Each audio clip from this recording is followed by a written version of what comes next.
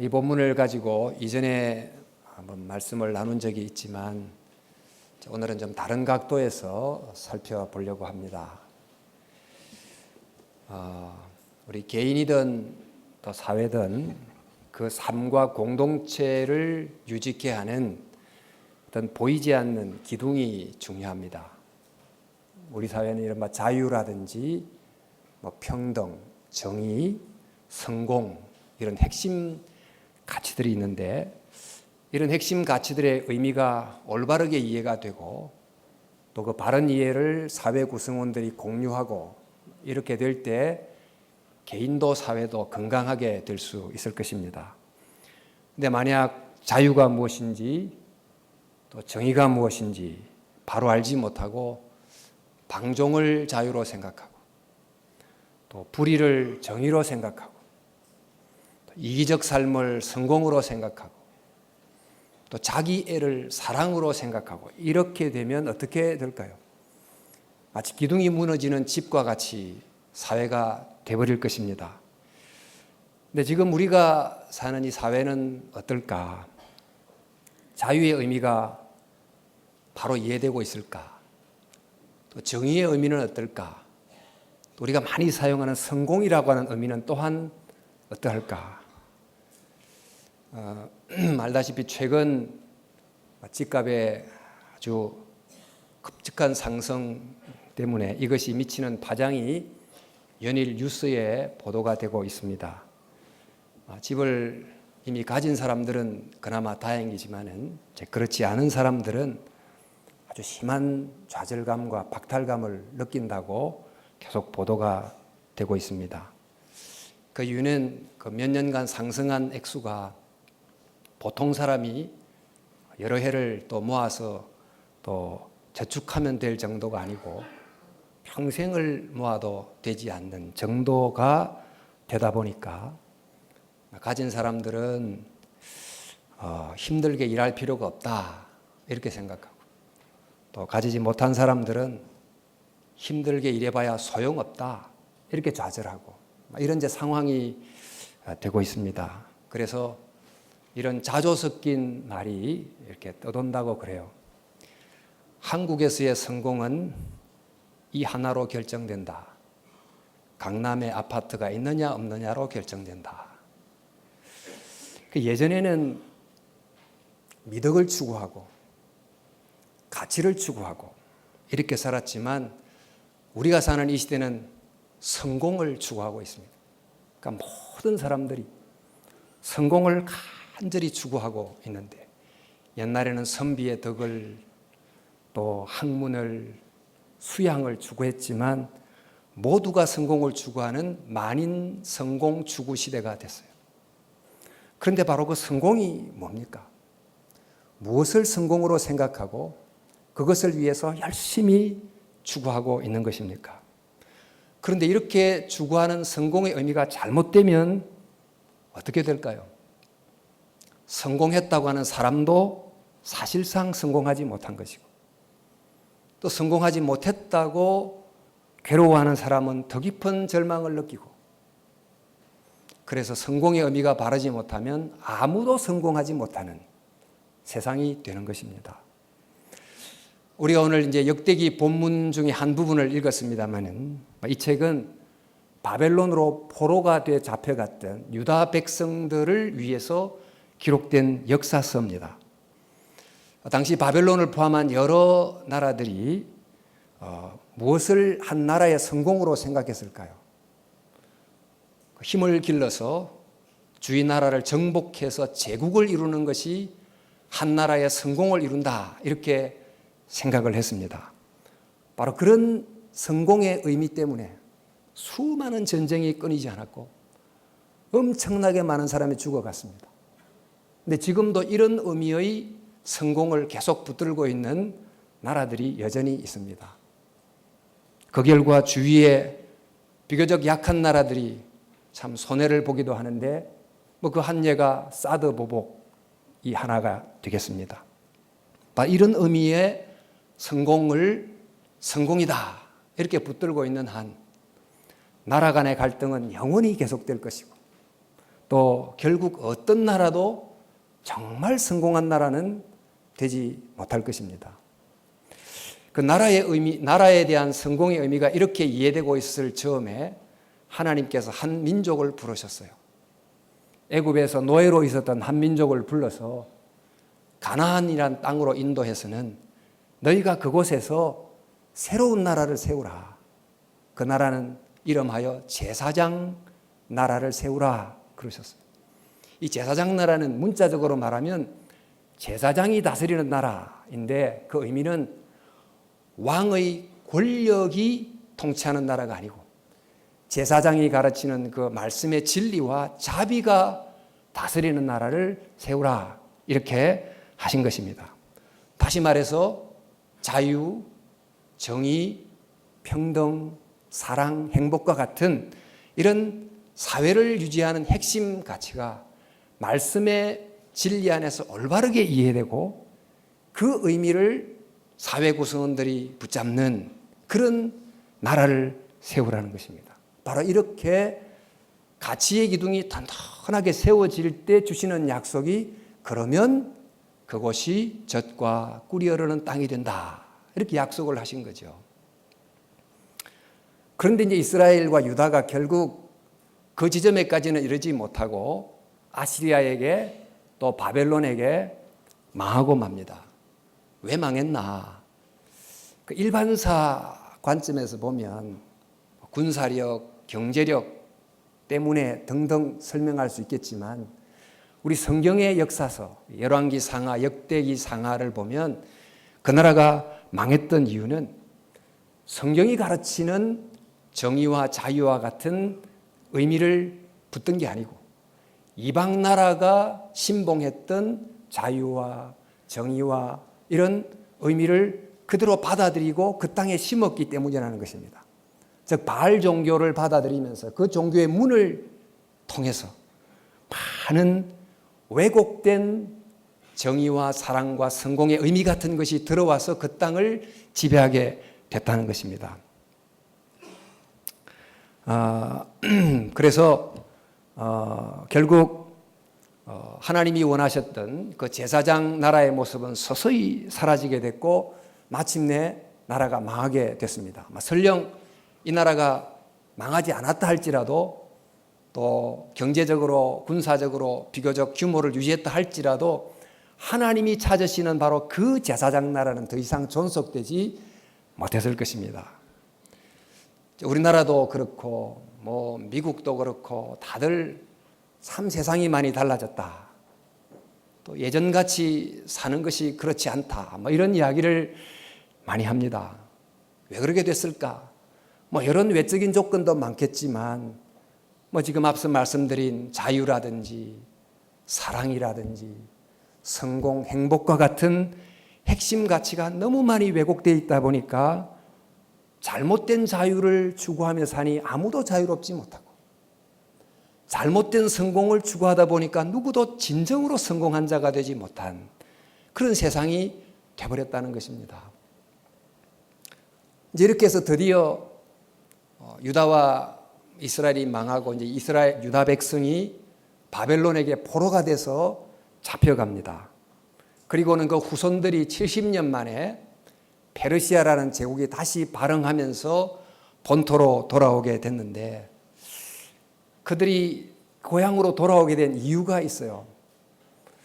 70년간 그 짧지 않은 세월 동안 생업의 틀을 어느 정도 마련을 했는데 그것을 내려놓고 온다. 결코 쉬운 일이 아닙니다. 요즘 같으면 다 이렇게 현금화해가지고 뭐 전산으로 송금하고 이렇게 했지만 그 옛날에는 그럴 수 없었던 시대에 거의 다 내려놓고 고향으로 이제 오게 됐는데 그렇게 오게 된 주요한 이유는 이 이스라엘 예루살렘이라는 곳에서 영적 고향을 되찾고 싶다 그런 의미도 있지만은 바벨론에서 생각했던 방식의 자유, 정의, 성공이 아닌 하나님의 말씀이 말씀하시는 진정한 자유와 정의와 성공과 같은 그런 정말 가치가 단단히 기둥으로 세워진 그런 나라를 만들고 싶다. 이런 마음을 가지고 돌아오게 된 것입니다. 마치 유럽을 떠나서 정말 신대륙으로 평등과 자유와 같은 가치를 가지고 좋은 나라를 건설해보자, 이런 목적을 가지고 메이플라워를 타고 태평양 대서양을 건너서 온 것과 같습니다. 그러니까 미국의 초기 경우는 바로 이런 가치가 잘 세워졌기 때문에 역사는 아주 짧지만은 모든 나라들이 부러워하는 좋은 나라가 세워질 수 있었던 것이지요. 하지만은 이런 가치의 기둥을 세우는 것이 결코 쉽지는 않았어요. 돌아와 보니까 이미 정착해 있었던 현지 주민들이 강력하게 저항하고, 또 70년 동안 손대지 않았던 그 예루살렘 성전의 훼손이 너무너무 심각하고, 이런 현실적 문제 앞에 부딪히니까 각오를 하고 고향에 돌아왔지만은 자신감도 잃어버리고 용기도 잃어버리고 백성들이 점점 그렇게 되어가고 있었던 것입니다. 바로 이러한 이들을 위해서 어떻게 해야 이들의 가슴 속에 다시 불을 지펴서 정말 이 예루살렘을 다시 재건할 수 있겠나, 이렇게 생각하다가 한 일이 바로 역사서를 쓰는 거예요. 그 역사서가 바로 역대기라는 역사서입니다. 역대기를 쓸 때 먼저 족보를 길게 썼습니다. 그 족보를 쓴 이유는 유다 백성들이 바벨론 땅에서 잡혀간 포로기 때문에, 사실 포로지만 강제 이주당한 사람이, 우리가 간도의 강주 이주당했듯이 그렇게 살다 보니까 늘 이류 시민 이렇게 취급을 받았겠지요. 우리가 지금 부르는 유대인 이런 말은 그 당시 바벨론으로 이렇게 강주에 이주된 사람들을 두고 저 사람들 저 유대라는 저 총구석에서 온 사람들이야, 이런 경멸적 호칭으로 부르는 것이 지금 유대인이라는 용어가 됐어요. 이제 그런 취급을 받으면서 70년 세월을 보내고 왔는데, 역사책 초두의 족보책을 쫙 보니까 아니 이 족보 속에 아브라함도 있고 이삭도 있고 야곱도 있고 다윗도 있고 솔로몬도 있고, 야 우리가 이등 시민이 아니구나. 우리는 하나님이 선택한 정말 이 땅에 약속의 땅을 만들려고 하는 사명을 가진 백성이구나. 이런 생각을 가지고 자부심을 회복하고 다시 일어나게 된 것입니다. 그런데 그 족보를 읽다 보니까 어떤 한 사람을 만나는 거예요. 그 사람이 바로 야베스라는 사람입니다. 이렇게 기록이 되어 있습니다. 야베스는 그의 형제보다 귀중한 자라 그의 어머니가 이름하여 이르되 야베스라 하였으니 이는 내가 수고로이 낳았다 함이라. 이 야베스라는 사람이 나오는데 보니까 그는 출생 때부터 매우 어려운 조건 속에 태어났고, 또 어머니가 이름까지도 고통, 이런 뜻을 가진 야베스 이렇게 불렀으니까 참 이런 이름의 조상이 있다. 그런데 이 조상이 그럼에도 불구하고 다른 형제들보다 존귀한 자가 되었다. 요즘 말로 말하면 정말 성공한 자가 됐다, 이런 말.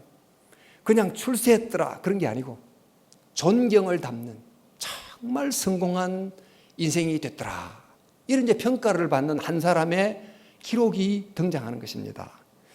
근데 이 사람의 이야기를 읽으면서 이제 본토로 이렇게 돌아온 유대 백성들이 저는 두 가지를 생각했다고 봅니다. 하나는 이 야베스라는 사람하고 우리의 처지가 참 비슷하구나. 야베스는 출생 때부터 고통 가운데 태어났다면 바벨론 땅에서 강제 이주당한 우리들의 출생은 또 어떠한가? 미래가 있었는가? 어디 뭐 좋은 대접을 받았는가? 우리도 또한 고통 가운데 태어난 사람이 아닌가? 그렇게 보면 우리가 또 야베스다, 이런 이제 동일시하는 마음을 갖게 됐을 겁니다. 그런데 바로 이런 야베스가 존귀한 자가 됐다, 즉 정말 성공한 자가 됐다. 그럼 무엇이 이 사람을 이렇게 성공하게 만들었지? 이런 생각을 또 하게 되지 않았겠어요? 근데 이런 정말 존귀한 자가 된다, 참 성공한 자가 된다, 이게 바로 그 바벨론 땅에서 많은 것을 내려놓고 고향으로 돌아온 사람들이 정말 꿈꾸었던, 정말 소망하는 것이었습니다. 정말 이곳에서 성공해야지, 귀향했던 것을 후회하지 않지. 아니 고향으로 왔는데 바벨론 것도 잊어버려. 고향에서는 실패해. 얼마나 마음이 안타깝겠어요. 그래서 정말 나는 성공해야 된다. 이런 이제 마음을 갖고 또 참 성공한 나라를 세워야 된다. 이런 마음을 갖고 있는데 그것이 어떻게 가능한가 하고 봤더니 야베스라는 사람의 경우는 그가 평생 드렸던 한 줄의 기도문이 있음을 알게 되는 거예요. 그 기도문이 보니까 주께서 내게 복의 복을 더하사 내 지경을 넓히시며 환난에서 벗어나 근심이 없게 하옵소서. 이 기도문이 이 사람을 마침내 존귀한 자로 만들었다는 걸 보게 됐습니다. 우리도 이제 이걸 보면서 그러면 나도 이 기도문을 드리면 내가 성공하겠구나 이렇게 생각할지 모르겠어요. 그러나 기도는 주문이 아니에요. 그 의미가 중요하잖아요. 이 기도문 속에는 야베스가 생각했던 성공의 의미가 담겼어요. 야베스는 이 기도를 통해서 바른 성공을 꾸준히 구했고 그랬더니 마침내 그 기도가 그의 삶에 응답되어 존귀한 자가 됐다. 이게 바로 오늘 본문의 내용인 것입니다. 귀환한 그 백성들처럼 저희들도 진정한 성공을 모두 다 원하며 살고 있습니다. 어떻게 해야 될까요? 무엇보다 성공의 바른 의미를 아는 것에서부터 출발해야 된다고 믿습니다. 그래서 오늘 야베스의 기도를 통해서 진정한 성공이 뭔가 한번 생각해 보려고 해요. 자, 기도문이 이렇게 시작되죠. 주께서 내게 복을 더하소서. 이걸 우리 시대의 성공의 의미를 읽으면 주님 제게 복을 많이 주세요. 물질적 복도 주시고 건강의 복도 주시고 사업의 복도 주시고 실제로 이런 복을 받으면 사람들이 뭐라 그러죠? 저 사람 성공했다. 그렇게 하지 않습니까? 그리고 어쩌다 보니까 많은 소유도 값도 오르고 주식도 오르고 사업도 잘 되고 정말 저 사람이야말로 성공했다. 이런 시대를 저희가 살고 있습니다. 그런데 야베스가 존귀한 자가 된 것은 그 소위 말해서 바로 이런 복들을 많이 받았기 때문에 그런 평가를 받은 걸까요? 그는 고통 가운데 태어난 사람이었죠. 그러니까 요즘으로 말하면 흙수저를 입에 물고 태어났다 할 수 있습니다. 출생 때부터 삶의 조건이 너무 어려웠다. 한번 저와 여러분이 그랬다고 하면 청소년기를 어떻게 보냈을 것 같아요? 너무 어렵다 보니까 정말 내 상황에 대해 좌절하고 부모에 대해서 원망하고 또 왕따당하고 배척당하고 이런 어린 시절 얼마나 방황하면서 보내게 됐을까요? 드디어 이제 청년이 됐는데 청년이 돼도 기댈 데가 별로 없다 보니까 뭐를 좀 더 공부를 하고 싶어도 조건이 안 되고 또 뭐를 좀 구입하려고 해도 시작할 돈도 없고 결혼도 꿈꿀 수가 없는 그러니까 3포 시대, 5포 시대, M포 시대 그런 이제 포기의 늪으로 빠지게 됩니다. 그러니까 우리는 지금 청년들을 보고 왜 청년이 비전이 없냐 이렇게 좀 꾸중하듯이 이야기하지만은 그러나 청년들은 아니 비전을 꿈꿀 수 있는 세상인지 한번 생각해 봤냐고. 그런데 반문을 우리가 받게 됩니다. 여러분 정말 성공의 의미가 지금 우리가 생각하는 의미가 성공의 의미라면 야베스는 절대 성공할 수가 없어요. 이미 글렀어요. 성공자가 될 수 없는 것입니다. 그런데 야베스가 어떻게 하느냐 봤더니 이렇게 기도해요. 주여 제게 복을 주시옵소서. 여러분 좀 어릴 때는 철이 없어가지고 너 뭐 될래? 그러면 저 대통령 될 거예요. 근데 조금 철이 들면 내 처지의 대통령? 그러고 이제 아예 이제 그런 말도 안 꺼내지요. 내 처지에 뭐 이런 걸 구해. 이러면서 좌절하고 포기하기가 굉장히 쉽습니다. 근데 야베스가 뭐를 구하는가? 주님, 제게 복을 주세요. 세상은 다 안 된다 그러고 다른 사람도 해봤자 소용없다. 그러지만은 하나님이 복을 주시면 저는 달라질 수 있다는 믿음을 절대 포기하지 않겠습니다. 이렇게 하면서 그 고통의 현실 앞에 무릎을 꿇지 않는 것입니다. 설령 내가 원하는 목표가 이루어지지 않는다 할지라도 적어도 내가 통과하고 있는 이 고통이 뜻없는 고통은 되지 않으리라 저는 믿습니다. 이렇게 하면서 끝까지 정말 견디는 거죠. 드디어 이제 야베스가 이런 많은 고통의 시간을 통과하고 결과가 구체적으로 어떻게 되는지 모르지만 고통을 벗어난 상황에 이르게 됐다.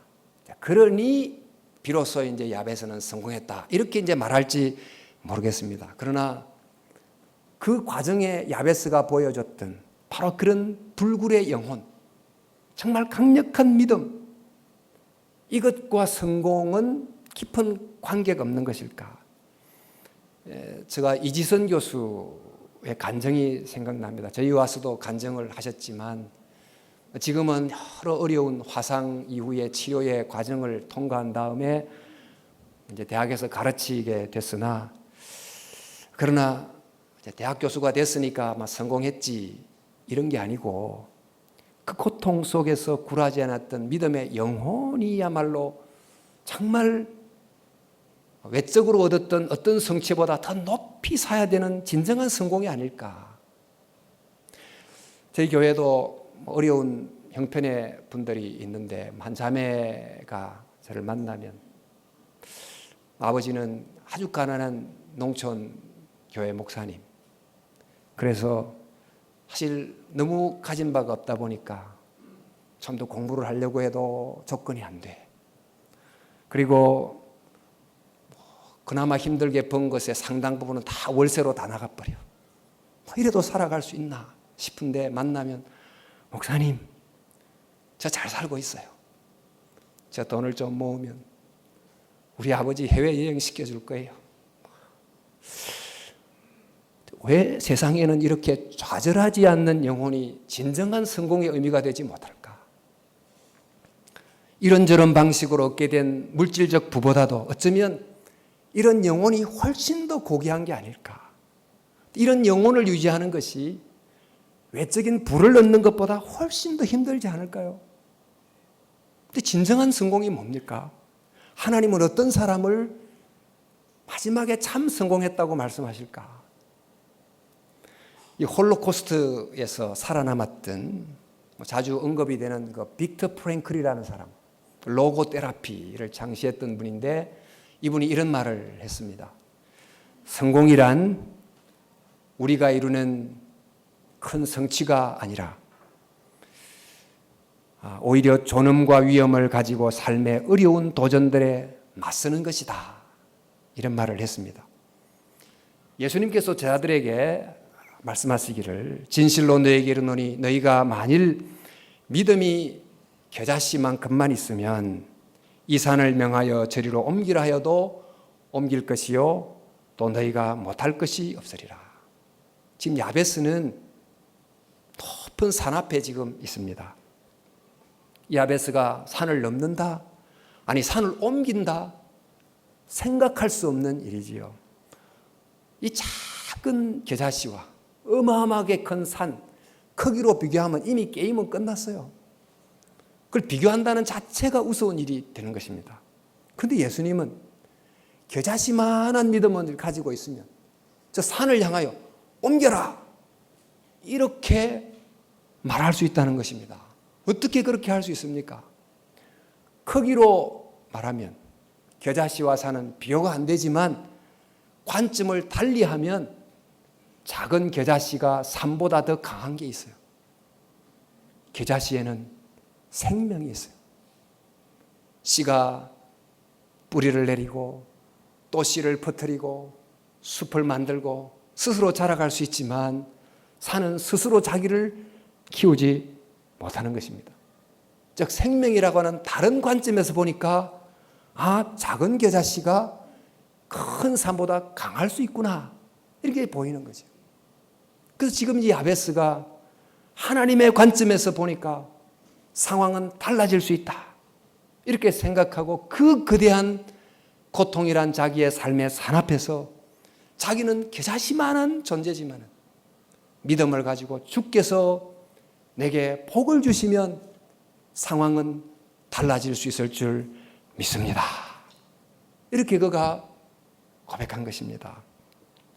그에게 이런 어려운 상황 속에서도 유지했던 존엄과 위엄을 가진 굴하지 않는 영혼이 있었습니다. 바로 이것이 야베스를 존귀하게 만들었던 것입니다. 그래서 여러분, 우리가 지금 사는 이 시대에는 이 성공이 이런 고귀한 영혼이 거의 포함되지 않는 그런 성공이 많이 있는 것 같아요. 정말 어떤 고귀한 영혼의 얼굴이 담긴 그런 성공이 진정한 성공이 아닐까요? 우리는 성공의 의미를 바르게 알아야 됩니다. 성공은 모든 상황 속에서 존귀한 영혼을 유지하는 것이다. 영혼의 얼굴을 가진 성공을 붙드는 것이다. 그래서 여러분, 가난하고 힘들어도 예수님을 믿는 믿음을 가지고 환경 앞에 너무 쉽게 굴복하지 마시고 영혼의 강인함을 믿음으로 유지할 수 있기를 바랍니다. 그리고 여러분, 혹시 넉넉한 삶을 살고 계시는 분도 있겠습니다만 그런 분들은 그 넉넉함을 주의 뜻을 위해서 기꺼이 사용할 줄 아는, 자기 자신을 제어할 줄 아는 영혼의 고결함을 가질 수 있기를 바랍니다. 넉넉하든 부하든 간에 그런 의미의 영혼의 고결함이 성공의 진정한 의미다. 이것을 기억해야 됩니다. 끝까지 탐욕에 살아가면 어떻게 진정한 성공자라고 할 수 있겠습니까? 야베스가 이어 이렇게 기도합니다. 나의 지경을 넓혀 주소서. 우리 시대 성공의 의미로 읽자면 내 지경을 넓혀 달라. 소유의 지경도 넓혀 주시고 직위의 지경도 넓혀 주시고 정말 그야말로 성공이지요. 근데 이제 야베스가 생각했던 또 기도했던 이 의미가 뭘까요? 왜 지경을 넓혀 달라고 했을까? 그 당시 야베스가 살던 시대는 여호수아가 가나안을 정복한 그 직후쯤 되는 거로 봅니다. 그런데 하나님께서 각 지파에게 약속의 땅을 분배해 주셨어요. 그런데 이미 그 땅에는 원주민이 살고 있었다 보니까 그 원주민들과의 충돌이 두려워서 아예 하나님이 주신 약속의 땅을 진작 포기해버려요. 우리 그거 없는 거로 하겠습니다 하고 하나님이 이미 주셨지만 그들의 불신앙 때문에 약속의 땅을 다 차지하지 못하는 지파들이 계속해서 생겨나고 있었어요. 그럴 때 야베스가 주여 저의 지경을 넓혀주소서. 이 말은 제 지경을 넓혀달라 욕심을 갖겠다 그런 말이 아니고 하나님이 내게 약속하신 삶의 영역을 정말 회복하고 싶어요. 그리고 그렇게 함으로 하나님께 영광이 되고 싶어요. 이런 기도를 드린 것입니다. 사실 저희들이 태어나 살면서 우리 각자에게 주신 나름의 재능이 있고 삶의 조건이 있고 시간이 있고 기회가 있는데 이 모든 것을 다 제대로 활용했습니까? 지나면 너무 아쉽게 낭비했던 것이 얼마나 많아요. 우리의 불신 때문에, 우리의 부족 때문에 그 많은 것들을 얼마나 많이 낭비하고 오늘에 이르게 됐습니까? 그래서 바로 하나님이 내게 주신 그 시간, 그 삶을 제대로 회복해서 그 속에서 하나님 영광을 돌리고 싶습니다. 이런 사명을 붙드는 기도를 했다는 것입니다. 이런 이야기가 있습니다. 예수님께서 우리가 천국에 가면 어떤 창고로 우리를 인도하신대요. 그 창고 앞에 각자 이름이 붙어 있는데 창고 문을 열면 너무너무 좋은 게 많이 있어서 하고 예수님 이렇게 제 창고에 많이 있으면 제가 땅에 있을 때 좀 미리미리 주시지 왜 이렇게 보관을 하고 계셨어요? 그럼 예수님이 하시는 말씀이 너가 구하지 않았으니까 또 이것을 받을 만한 전혀 조건이 안 되다 보니까 이렇게 다 창고에 썩고 있었다. 사실 저희들에게 이미 주셨던 바를 믿음의 부족 때문에 활용치 못한 채로 낭비한 것이 실로 많은 것입니다. 그래서 야베스는 내 지경을 넓혀 주소서. 하나님이 내게 주신 그 삶의 땅, 그 사명, 그 책임 온전히 붙들게 해주소서. 이렇게 기도를 한 것이지요. 우리가 생각하는 성공이 뭐죠? 내가 하고 싶은 것을 하는 것, 또 남보다 상대적 우위를 점하는 것, 뭐 이런 성공. 이 성공은 거의 처음부터 끝까지 자기 성취, 자아 확장, 이런 게 성공의 의미로 이해되고 있습니다만은 야베스가 지경을 넓혀달라고 기도한 것은 그것을 통해서 내 삶에 주신 나의 사명을, 나의 책임을 잘 감당하게 해달라는 기도를 했던 것입니다. 여러분, 이스라엘의 문제가 무엇이었습니까? 그들은 제사장 나라로 하나님이 사명을 주셨음에도 불구하고 그 제사장 나라의 위치를 자꾸 벗어나가지고 주의 나라처럼 되고 싶어 했어요. 주의 나라처럼 왕의 절대 권력을 좀 향유하고 다른 나라 땅도 막 정복하고 빼앗고 이런 나라가 되려고 한 것입니다. 그러니까 제사장 나라의 본래의 책임을 자꾸 벗어나려고 했다는 것인데, 그 이스라엘 역사를 보면 아주 강력했던 왕조가 있어요. 하나는 다윗 왕조 때고 또 하나는 오므리 왕조가 있었는데, 아합이 그때 이제 오므리 왕조 속의 한 왕이었습니다만 그 당시 군사력도 경제력도 상당히 괜찮았기 때문에 일반 역사 입장에서 보면 정말 성공한 나라 평가를 받을 수 있는데, 이 신구약의 구약의 역사 속이 열왕기상하, 역대상하를 보면 그 왕조가 가장 실패한 왕조로 평가가 되고 있어요. 그 이유는 바로 제사장 나라로 부름받은 사명을 망각했기 때문인 것입니다. 사명을 망각한 성공은 성공이 아니다. 올바른 목적에 제대로 사용되지 않는 부와 재물은 하나님이 인정하지 않는다. 그래서 성공이라는 것은 내가 하고 싶은 것을 하는 게 아니고 하나님이 하라고 한 것을 하는 게 성공이에요. 또 내가 있고 싶은 데 있는 게 성공이 아니고 하나님이 있으라고 한 곳에 묵묵하게 진실하게 충성되어 있는 것이 성공이라는 것입니다. 하나님이 나를 부른 부모라는 자리, 직장이라는 자리, 삶의 자리, 그 자리에서 충실하게 삶의 자리를 지켰을 때 주님께서 착하고 충성된 종아 이렇게 칭찬해요. 말하자면 너는 정말 성공했다 이렇게 평가를 하는 거죠. 사실 제가 지금 성공이라는 제목의 설교를 하고 있지만 성경에는 성공이라는 말이 안 나와요. 우리 시대 가서는 성공이라는 말은 성경에 없어요. 성경은 충성이란 말이 나와요. 성경은 충성이 곧 성공이에요. 그래서 마더 테레사 수녀도 그랬죠. 하나님이 찾으시는 것은 성공이 아니라 충성이다.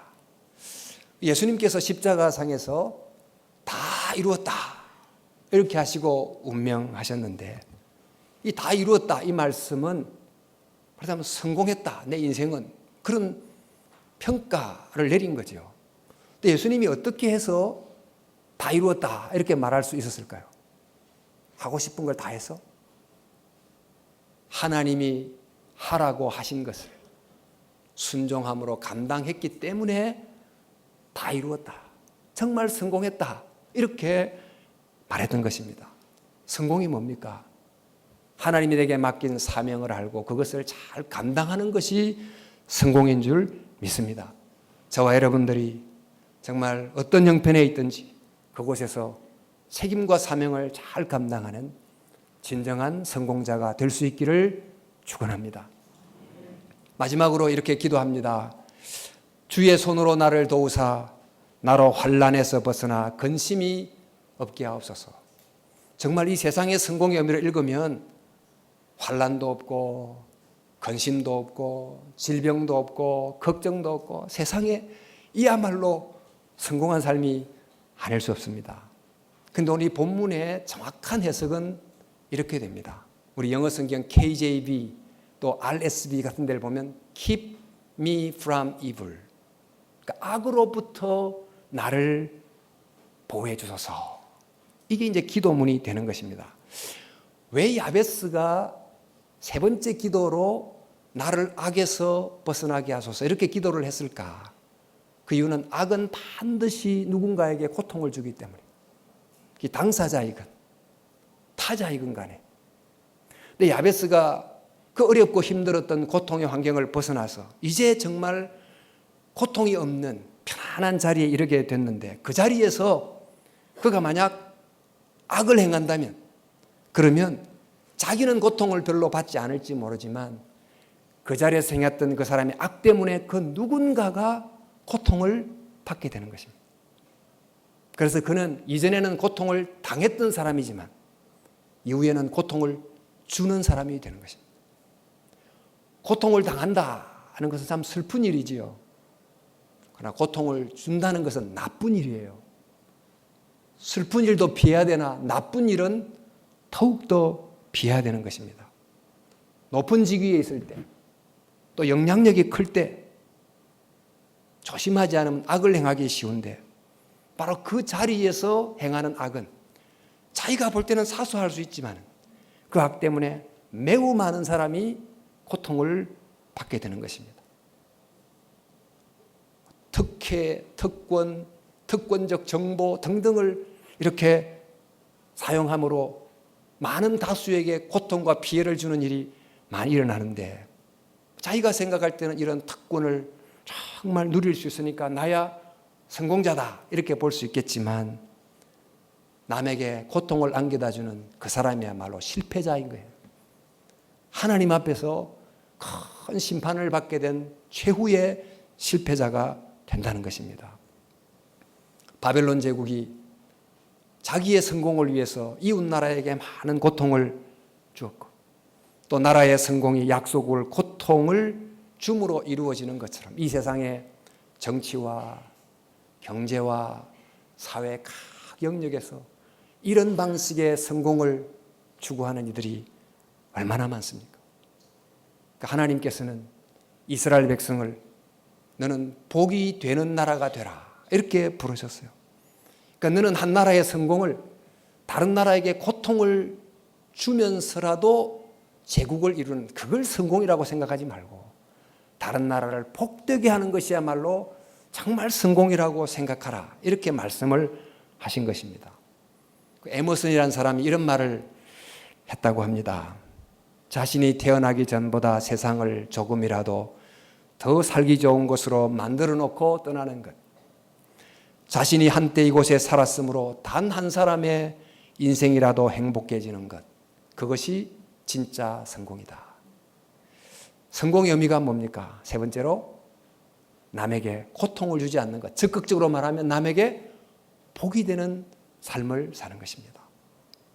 세상이 말하는 성공의 의미를 따르자면 이 세상에 성공한 사람은 상위 아주 몇 %밖에 되지 않을 겁니다만은 성공의 바른 의미를 알면 우리가 어디 있든지 무엇을 하든지 우리 모두가 다 진정한 성공자가 될 수 있을 것입니다.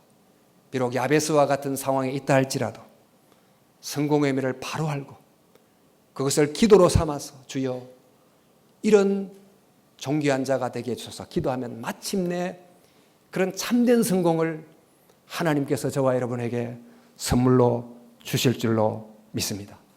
성공이 왜곡된 의미가 왜곡된 세상 속에서 사실은 아무도 성공하지 못하는 이 세상 속에서 성공의 의미를 바로 알아서 하나님 앞에 존귀한 자가 돼야 될 것입니다. 정말 존귀한 영혼을 갖는 성공, 사명을 이루는 성공, 남에게 복이 되는 성공 이렇게 살다 보면 야베스가 정말 자기 민족의 족보 속에 존귀한 자 이렇게 마지막 기록을 남겼듯이 저와 여러분들도 인생의 마지막에 정말 이런 아름다운 기록을 남길 수 있는 은혜가 있기를 주님의 이름으로 축원합니다.